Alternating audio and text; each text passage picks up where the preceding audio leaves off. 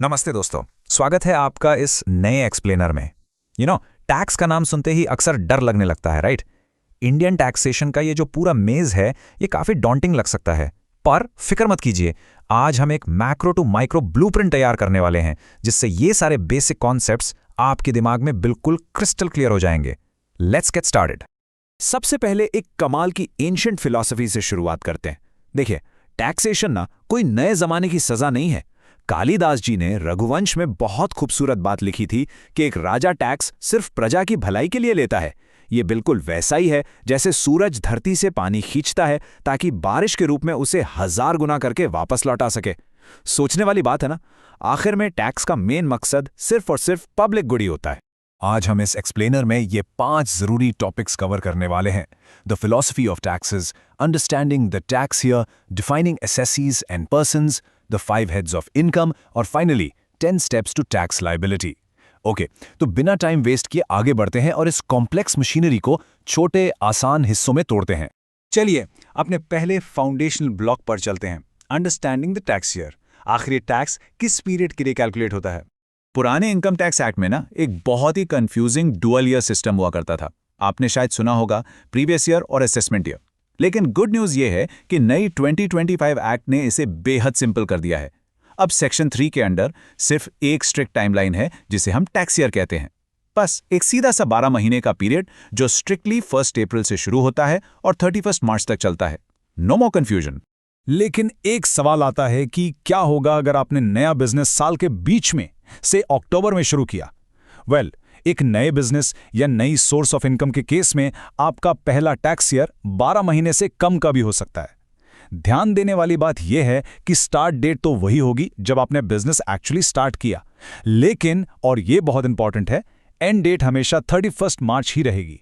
अब वैसे तो जनरल रूल ये कहता है कि जब टैक्स ईयर खत्म हो तब रिटर्न फाइल करो और टैक्स असेसमेंट करो, राइट? बट यहाँ कुछ बहुत इंटरेस्टिंग एक्सेप्शंस भी हैं।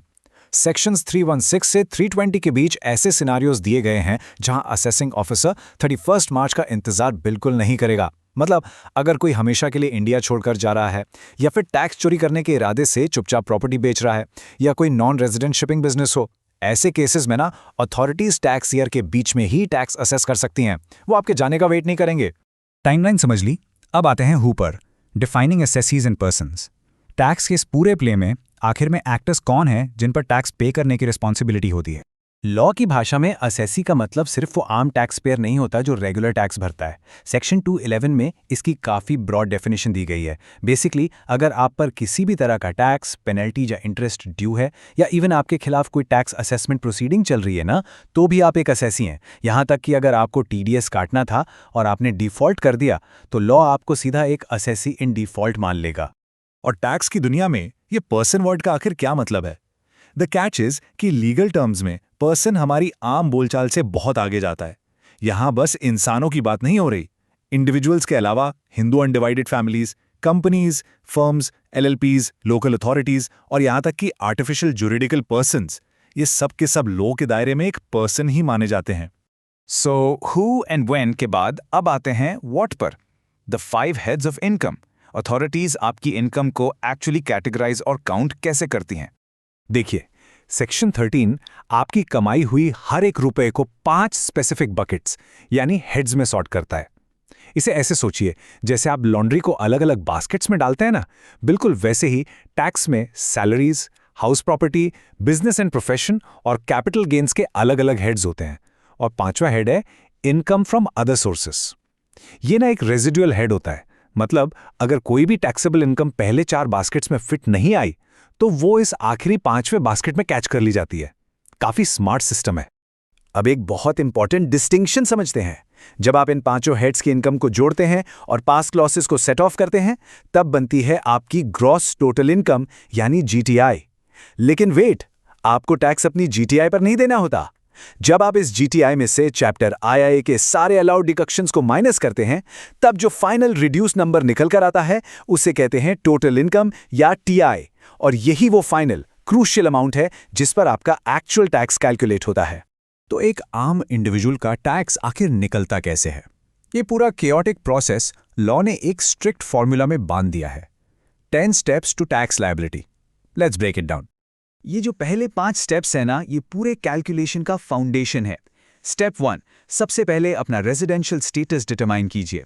स्टेप 2, अपने 5 हेड्स की इनकम कंप्यूट करें। इसमें अगर कोई डीमिंग प्रोविजंस लगने हैं या कोई इनकम क्लब होनी है तो उसे भी इंक्लूड कीजिए। स्टेप 3 में इस सब को एग्रीगेट करके अपनी ग्रॉस टोटल इनकम निकालिए। स्टेप 4, सेक्शंस 123 से 154 के डिडक्शंस को क्लेम कीजिए और फिर स्टेप 5 में आपके पास आएगी आपकी टोटल इनकम।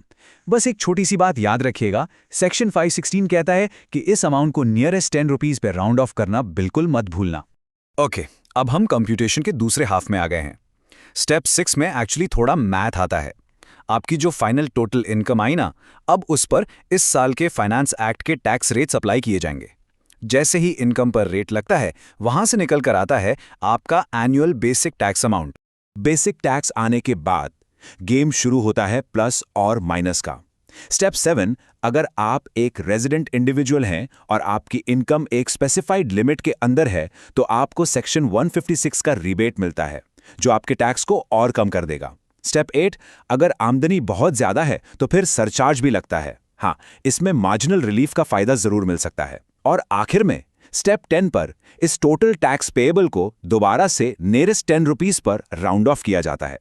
लेकिन वेट, मैं एक बहुत ही क्रूशियल स्टेप पर थोड़ा पॉज करना चाहता हूं। स्टेप 9, इसे बिल्कुल नहीं भूलना है। रीबेट्स माइनस करने और सरचार्जेस ऐड करने के बाद जो आपका फाइनल टैक्स अमाउंट बनता है, उस पे एक मैंडेटरी 4% का हेल्थ एंड एजुकेशन सेस हमेशा जुड़ता है। ये एडिशन एक्चुअली इस कैलकुलेशन का एक कंप्लीटली नॉन नेगोशिएबल हिस्सा है, तो इसका ध्यान जरूर रखें। और लो जी, इस तरह इन 10 सीधे साधे स्टेप्स के साथ ये इतना कॉम्प्लिकेटेड टॉपिक एक काफी आसान फॉर्मूला में बदल गया। तो फिलॉसफी से लेकर एग्जैक्ट मैथ राउंड ऑफ करने के रूल समझने के बाद द बिग क्वेश्चन इज, क्या अब आप अपनी टोटल इनकम कैलकुलेट करने के लिए बिल्कुल तैयार हैं? या उससे भी बड़ा सवाल, क्या आप जानते हैं कि इन स्टेप्स में लीगली अपना टैक्स इफेक्टिवली कैसे बचाया जाए? मुझे उम्मीद है इस एक्सप्लेनर ने इंडियन टैक्सेशन की इस दुनिया को आपके लिए थोड़ा और क्लियर कर दिया होगा। ऐसे ही हमारे साथ नई चीजें सीखते रहिए। धन्यवाद और मिलते हैं आगे।